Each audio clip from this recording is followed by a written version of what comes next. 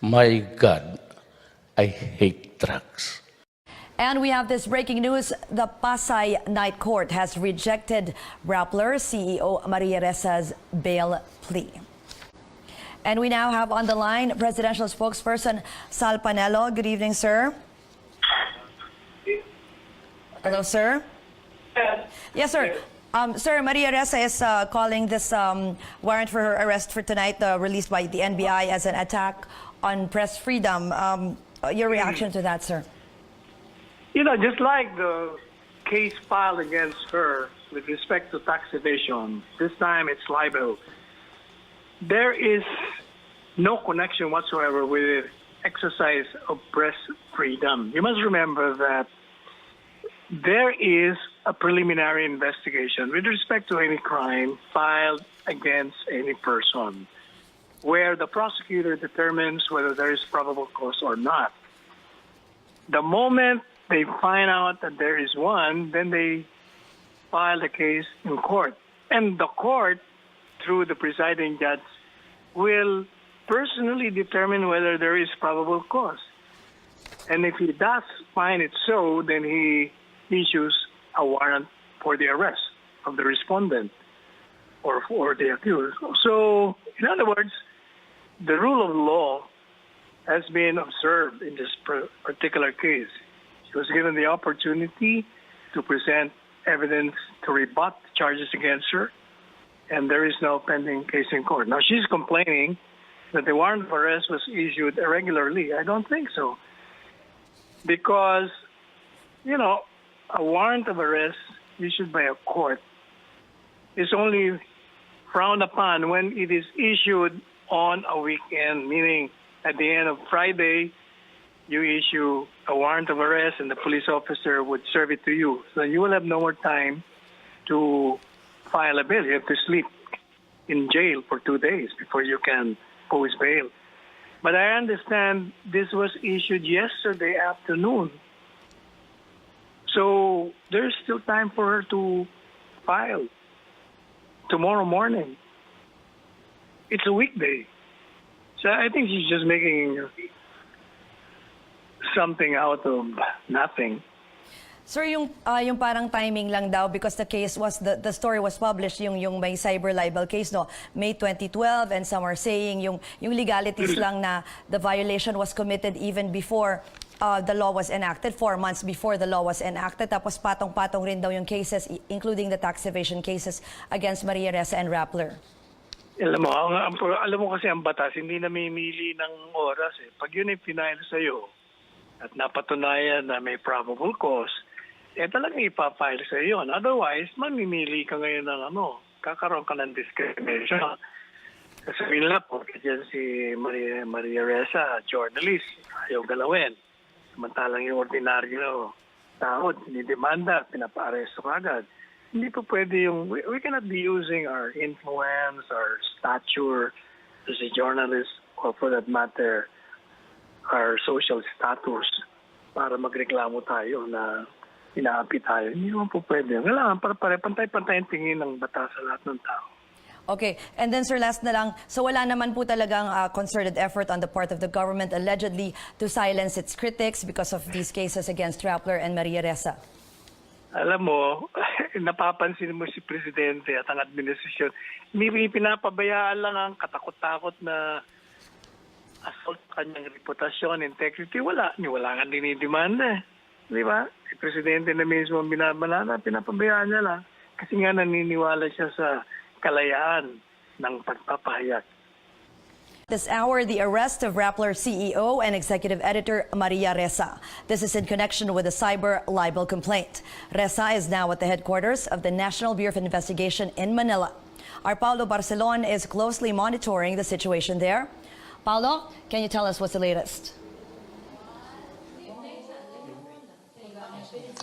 Now, Ruth, just like what you said, Maria Ressa is here in the NBI headquarters, particularly in the Cybercrime Division office, which is just behind me. Now, she was accompanied to the NBI by her legal team led by Attorney Darwin Angeles and a few Rappler staff members. Now, RESSA said earlier in an ambush interview that she was at a loss for words the moment when the order was served to her. Around 5 o'clock this afternoon, NBI agents went to the Rappler office in Pasay City to serve the warrant of arrest and immediately banned members of the media from taking photos and videos inside the conference room where they were talking to RESSA.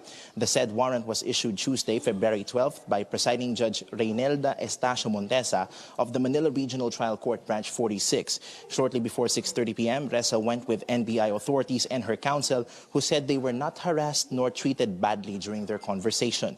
Now, the arrest warrant that was issued against Rappler was in violation of Section 4 of the Republic Act 10175, also known as the Cybercrime Prevention Act of 2012. This was in connection to a 2012 Rappler story about businessman Wilfredo Keng and his alleged ties with then Chief Justice Renato Corona. The NBI later dismissed Keng's complaint, but the Justice Department later ruled in Keng's favor.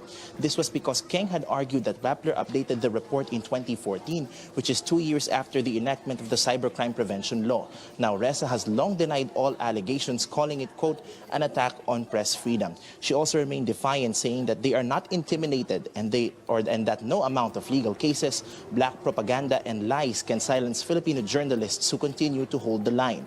These legal acrobatics show how far the government will go to silence journalists, including the pettiness of forcing RESSA to spend the night in jail, according to Ms. RESSA. It can be recalled, Ruth, that sometime in December last year, she also faced a threat of arrest for a different tax evasion case as she came home from the United States, but that threat didn't materialize, and RESSA was able to perform her duties as an executive editor and CEO of Rappler and also a company owner. Ruth? Okay, Paolo, so what can we expect for tonight? Will RESSA be spending the night there at the NBI? Well, Ruth, according to RESSA, they will try to post bail tonight, but shortly before we went on the air, which was 9 o'clock, was the deadline for the night courts that would have enabled her, rather, to post bail. But given that it's already past 9 p.m., there is a high probability, or it's most likely, that she will spend the night under NBI custody.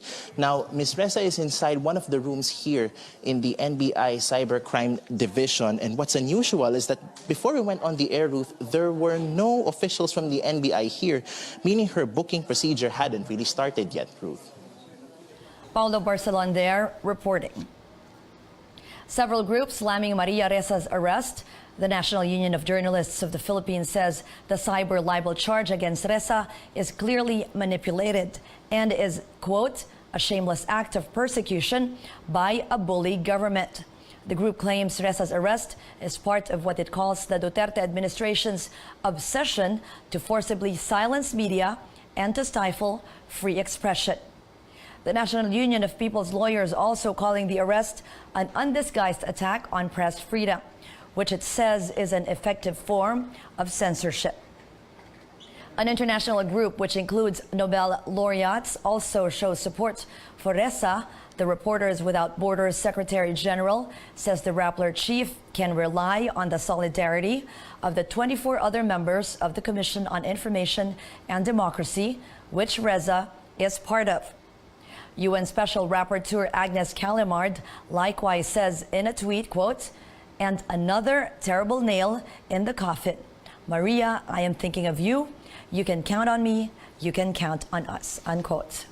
Again, our breaking news still at this hour, the arrest of Rappler CEO and executive editor Maria Ressa over a cyber libel complaint. Ressa is now at the headquarters of the National Bureau of Investigation in Manila. She was accompanied by her legal team, led by Darwin Angeles and a few Rappler staff members. The cyber libel complaint is in connection with the 2012 Rappler story about businessman Wilfredo Keng and his alleged ties with then Chief Justice Renato Corona.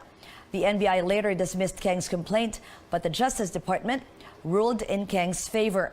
This was because Keng had argued that Rappler updated the report in 2014, which is 2 years after the enactment of the Cybercrime Prevention Law.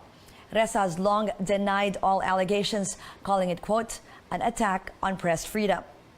She also remained defiant, saying that they are not intimidated and that no amount of legal cases, black propaganda, and lies can silence Filipino journalists who continue to hold the line.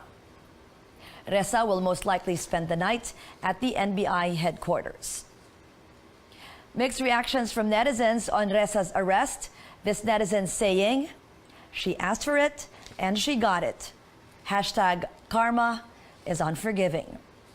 Another netizen responding to those slamming the arrest. She says people should get to the bottom of the story before crying press freedom.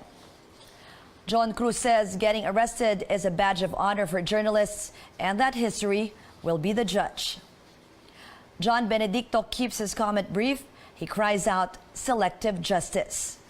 And Glenn Bautista says, "Stay strong, Rappler. The truth will prevail."